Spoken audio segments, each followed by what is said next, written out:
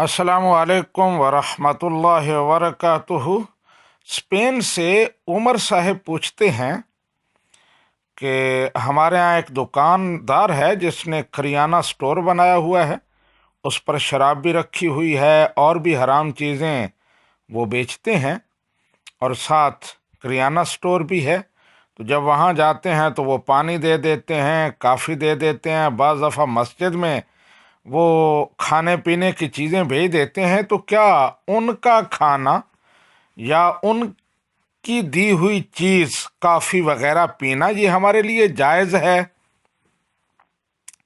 जी उमर भाई, जिस मुसलमान की कमाई खालिसतन हराम हो, कोई हलाल सोर्स ना हो, उसके यहाँ से खाना नाजायज़ है, ठीक नहीं है।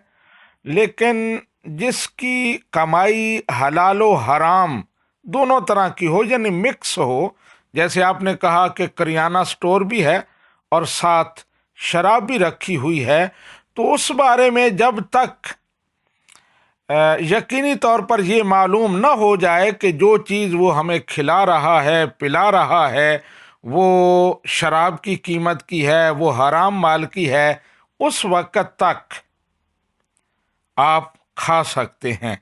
यानी वो पानी दे वो पी सकते हैं, वो काफ़ी दे वो पी सकते हैं, उसके घर खाना खा सकते हैं, जब तक कि यकीन न हो जाए कि जो खाना हमें दिया गया है वो हलाल की कमाई से नहीं है, हराम की कमाई से है।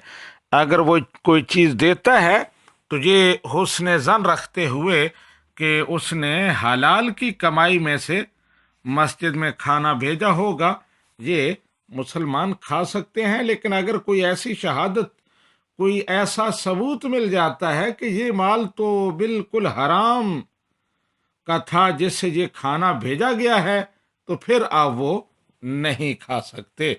हाजा मा इंदी वल्लाहु व रसूलुहु आलमु बिस्सवाब।